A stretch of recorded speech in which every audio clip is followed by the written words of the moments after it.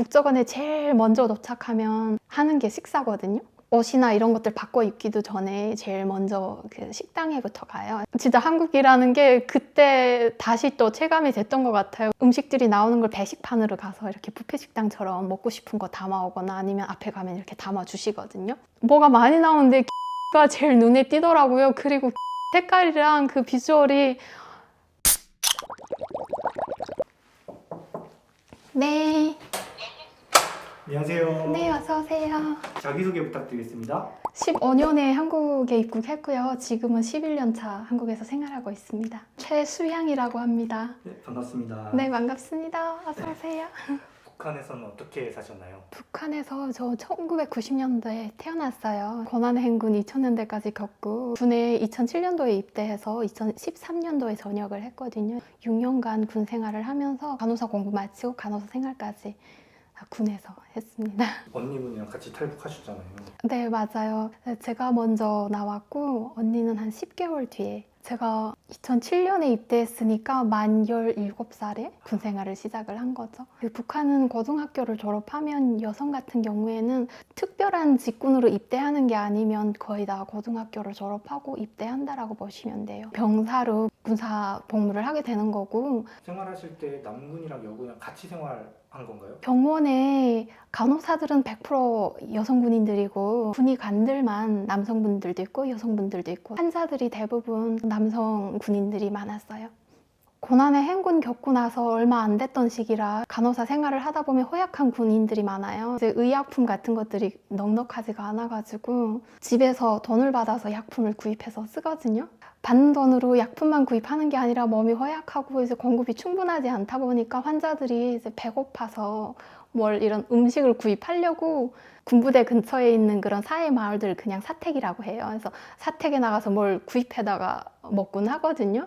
근데 환자들 관리를 간호사들이 다 해요. 그래서 간호사들 몰래 이제 사택에 나가고 하니까 이제 그런 관리가 좀 어려웠던 것 같아요. 그래서 부대 밖을 벗어나는 환자들까지 관리를 해야 하다 보니까 일일이 항상 그래서 간호사들이 아침 저녁으로 인원 점검을 하고 이제 점심 식사 시간에도 점검해 줘야 하고 허약한 군인들이다 보니까 그냥 나갔다 들어오면 별 문제인데 나가서 몸이 허약해서 뭐 조그만 사고라도 당하거나 하면 군인들이 그러면 또 사회 사람들이 막 반발을 하거나 해서 또 뭐 싸움 같은 게 나고 그냥 몸이 허약한 군인들은 살짝만 맞아도 회복이 어렵거든요. 그래서 관리를 제대로 못하면 또 책임이 간호사들한테 오고 하니까 매장에 갔는데 매장에 사람이 없으니까 거기서 또 물건을 좀 훔쳐가지고 들어오면 또 간호사들한테 그런 기록이 되는 거죠. 뭐 잘했다, 잘못했다 이런 거로 축적이 돼서 뭐 입당할 때라던가 이런 순서가 정해지는 거고 뭐. 별 문제는 없이 전역을 잘 하신 건가요? 네, 군 생활을 정말 저희 언니는 부모님들이 좀 신경을 써서 군 그 부대 입대를 시켰거든요. 근데 저 같은 경우는 집안에서 반대도 컸고 그냥 제 의지로 나갔던 거라 정말 뭘 하나 잘못하면 누가 뒤를 봐줄 사람이 없었어요. 그래서 노력을 많이 해서 잘 마쳤던 것 같아요. 고생을 많이 하셨고 그러면 탈북하게 되신 계기가 한국에 대해서 조금씩 알기 시작했던 거는 이제 어렸을 때 뭐 한국 드라마라던가 음악 이런 것들 들으면서 조금씩 그냥 아 한국이라는 데가 있구나 정도만 알다가 나중에 조금씩 영화 이런 것들도 더 보고 하다가 나중에 군 생활하면서 제가 군 생활했던 지역이 강원도랑 항해북도 경계 쪽에서 군 생활을 했거든요. 그러면 되게 한국이랑 가까워요. 제가 군 생활하던 시기가 개성공단이 활발히 운영되던 때라 개성 쪽 그쪽 시장만 나가도 그 개성공단에서 생산되는 물건들 많이 유통이 될 시기였어요. 그래서 그쪽에서 나오는 한국 물건들도 좀 많이 접하게 됐던 계기들이 있었고 군 생활하면서 조금 간호사 생활을 하려면 부모님들이 빼기 좋은 애들이 많아요. 돈이 많이 필요하거든요. 그래서 저 같은 경우는 혼자서 많이 해결하려고 하다 보니까 그리고 간호사들은 또 좀 시간이 많아요. 시간이 많다기보다는 좀 자유롭다라고 봐야겠죠. 조금 그런 이동에 조금 자유가 있다?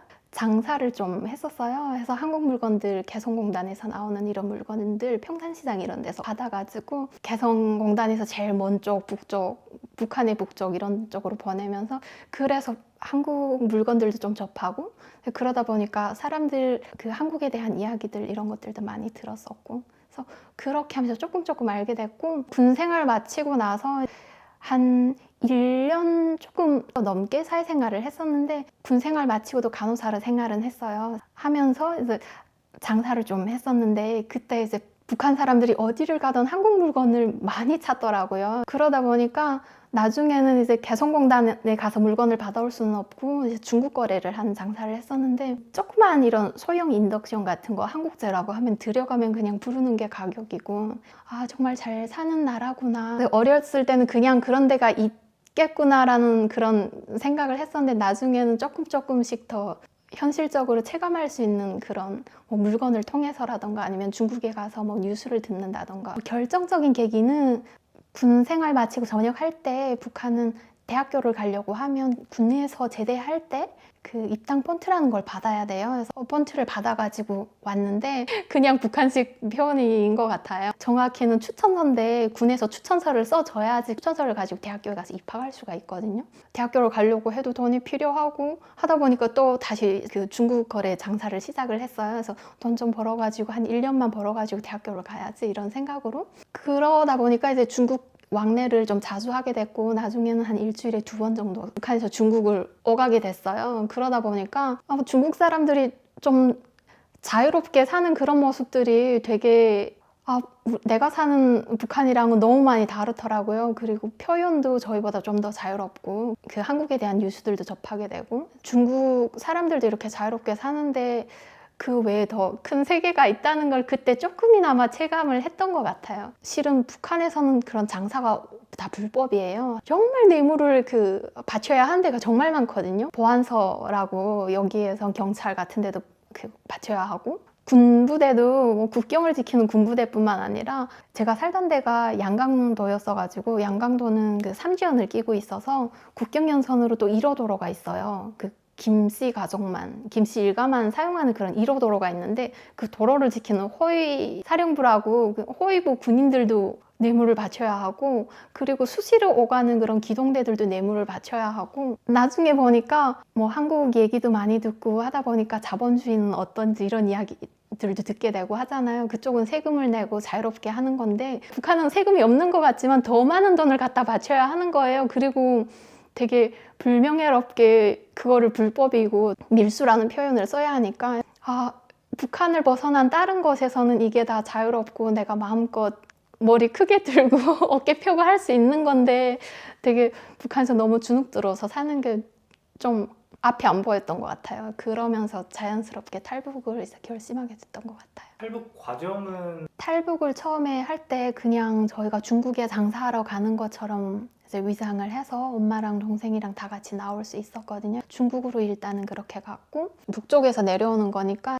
베트남 쪽으로 이동을 해가지고 베트남으로 건너가서 베트남에서 라오스로 갔고 라오스에서 비행기로 한국으로 왔어요. 라오스에서 바로 직행하신 거예요? 네, 저희는 태국으로는 안 갔고 그때 태국으로 가는 선도 있었고 라오스로 가는 그런 루트도 있고 했는데 근데 운 좋게 브로커분이 좀 많이 도와주셨던 것 같아요. 네, 오는 기간이 저희가 14년 11월 말에 출발을 해서 한국에 입국하니까 1월 15일인가 였었거든요. 한 2개월 반 걸렸어요. 저희 가족들 지금은 다 와 있는데 그때 제가 탈북을 할 때 좀 미리 준비를 했었어요. 그래서 언니만 남겨두고 그러고 엄마랑 동생이랑 저랑 저희가 북한을 나오기 전에 아빠는 그 전해 돌아가셨어가지고 그래서 언니를 제외한 모든 가족이 다 왔어요. 다음 해에 언니가 따라서 왔죠. 제가 듣기로는 언니분 서량님께서는 네, 처음에는 안 가겠다 하셨다가 설득을 해서 맞아요. 오셨다고. 저는 북한을 나올 때 언니랑 같이 출발했다가 만약이라는 게 또 있잖아요. 그래서 동시에 다 출발했는데 다 일이 정말 안 돼서 그런 안 좋은 일이 있을 경우를 생각해서 다 같이 잡히면 누가 뒤를 봐줄 사람이 없잖아요. 그래서 큰 이유는 그런 것들 때문에 언니가 남겠다라고 했을 때 그래, 그러고 나중에 언니가 오는 거를 하자라고 이렇게 약속을 하고 출발하긴 했거든요. 근데 저희가 한국에 먼저 도착했고 그러고 언니랑 연락을 했는데 언니가 안 온다라고 하더라고요. 근데 나중에 와서 이야기해보니까 전화상으로 되게 위험하잖아요. 해서 속마음을 그대로 얘기하기가 어려웠다라고 하더라고요. 정말 안 오려고 했던 건지 모르겠어요. 도착을 하셔서 처음에 인천공항에 오시잖아요. 그때 어떠셨나요? 라오스에서 비행기를 타고도 실은 실감이 안 났어요. 아, 비행기를 탔으니까 한국에 가겠지라는 그런 기대만 있었고 진짜 가는 건지도 모르겠고 근데 인천공항에 딱 도착하고 이제 안내문이라던가 이런 것들이 다 한글로 적혀 있고 그리고 그 한국말 하시는 분들 이런 목소리가 들리고 하니까 아, 진짜 한국에 왔구나라는 게 체감이 되더라고요. 정말 기뻤죠. 이제 새로운 삶을 시작할 수 있다는 그런 기대에 정말 기뻤던 것 같아요. 말로 표현하지 못할 정도로. 국정원에 도착하시잖아요. 맞아요. 국정원에서는 어떤 일이 있으셨나요?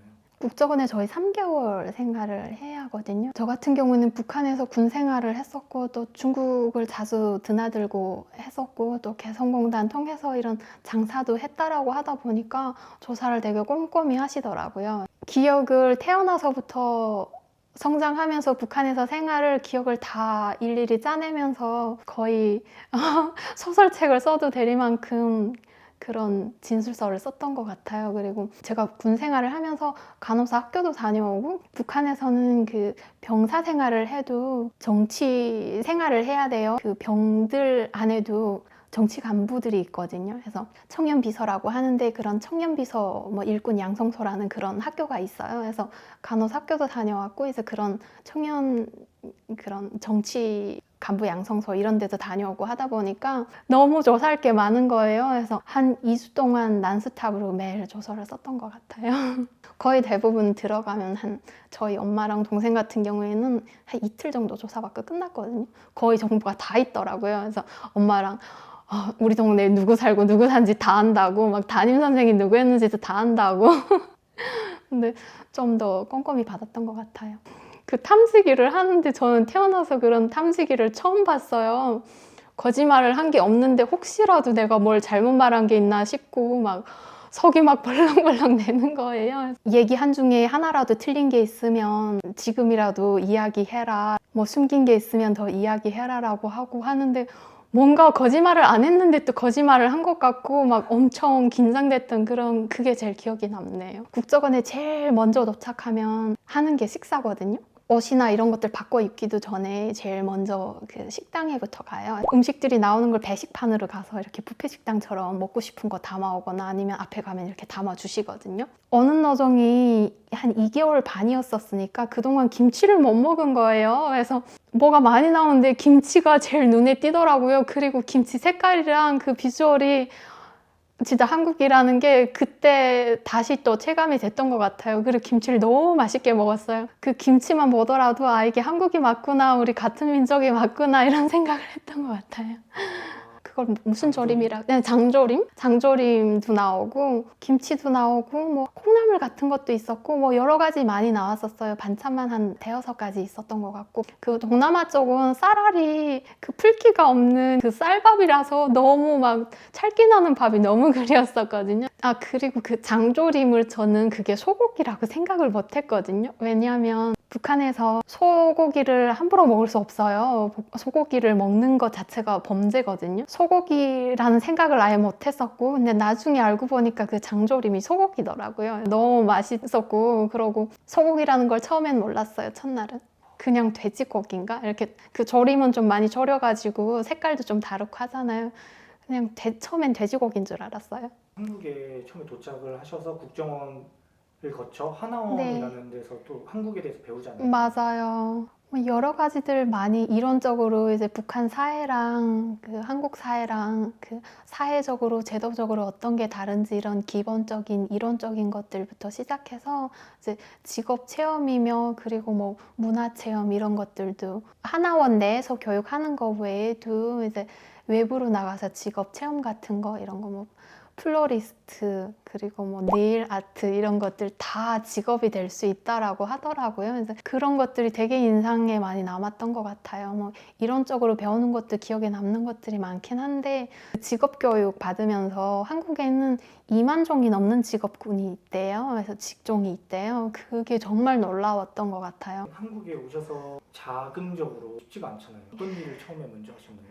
한국에 와서 적응부터 해야겠다 싶어가지고 이제 세계 해무 이런 학원을 등록해서 다니기 시작을 했어요. 그러면서 제가 북한에서 군 생활을 했었고 또 당원이었고 이런 조금 그런 경력들이 있다 보니까 강의를 할 수 있는 기회들이 좀 있어서 강의도 시작해서 하고 학원도 다니고 하면서 강의를 하다 보니까 수입이 조금씩 생겼었고, 그러고 울산에서 한 2개월 생활하고, 그러고 사회생활을 적응하는 것도 중요한데 적응을 하려면 공부부터 해야겠다 싶어서 그때 이제 서울로 저만 혼자, 이제 엄마랑 동생은 울산에 있고 저는 서울로 올라와서 그때부터 공부하고, 그러고 얼마 안 돼서 바로 통일 관련된 그런 연구원에 취직을 해가지고 취직해서 일하면서 대학교 입학해서 공부하면서, 그러면서 공부랑 일이랑 병행하면서 그러면서 지냈던 것 같아요. 와, 엄청 열심히 하셨네요. 그래서 저희 가족들이 다 저 따라 나왔거든요. 그래서 어깨가 좀 무겁긴 했어요. 실내션 동생이 동생이 있어요. 둘째신 거예요? 맞아요. 그래서 제가 한국에 가자라고 엄마한테 이야기도 했고 동생한테는 이야기도 안 하고 데리고 왔거든요. 그래서 동생이 저랑 띠동갑이에요. 그래서 저희가 그 북한을 나올 때 동생이 그때가 12살? 처음엔 좀 많이 어깨가 무거웠어요. 와, 대단하시다. 되게 용감하게 시작을 했던 것 같아요. 정착하시면서 좀 북한하고 이건 너무 달라서 당황스럽다 그런 거 있으실까요? 언어 사용하는 데 있어서 저는 그냥 다 같은 언어일 줄 알았는데 이게 단어가 좀 다른 것들이 꽤 있더라고요. 그래서 제가 15년도 11월부터 회사 생활을 했는데 이제 그 사회생활 시작하기는 6월에 시작을 한 거거든요. 근데 정말 몇 개월 만에 회사 취직을 한 거잖아요. 그리고 북한 사람은 저밖에 없었거든요, 회사에.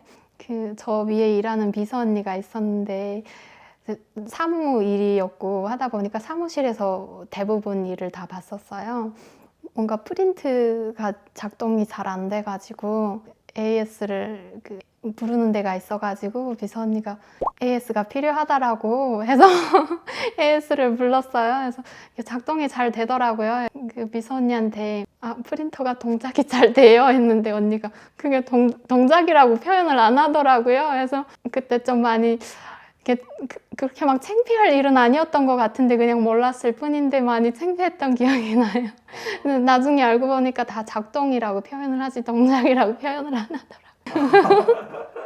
누구를 가르칠 때 가르친다라고 하잖아요. 근데 북한 분들은 배워준다라고 하거든요. 그래서 그 표현도 되게 많이 진짜 반대의 표현이었고, 그리고 뭐 사소한 이런 것들 좀 다른 것도 뭐 오징어를 낙지라고 하고, 그런 조금씩 살면서 터득하게 되는 그런 다름을 좀씩 생활하면서 배워왔던 것 같아요. 아, 그거 신기하더라고요. 오징어랑 네. 낙지가 북한은 반대더라고요. 네, 맞아요. 그리고 하나 기억에 남는데 서로 다른 이런 언어 이야기가 나왔으니까 국정원에서 조사받으면서 이제 주변 사람들 이런 인적 사항이라던가 정말 모든 걸 다 쓰거든요. 하는데 뭐 누구의 와이프 아내분이라고 하면 뭐 누구의 아내 누구 이렇게 쓰잖아요. 근데 한국에서는 그냥 아내 이렇게 발음대로 쓰잖아요. 근데 북한은 안해 이렇게 쓰거든요.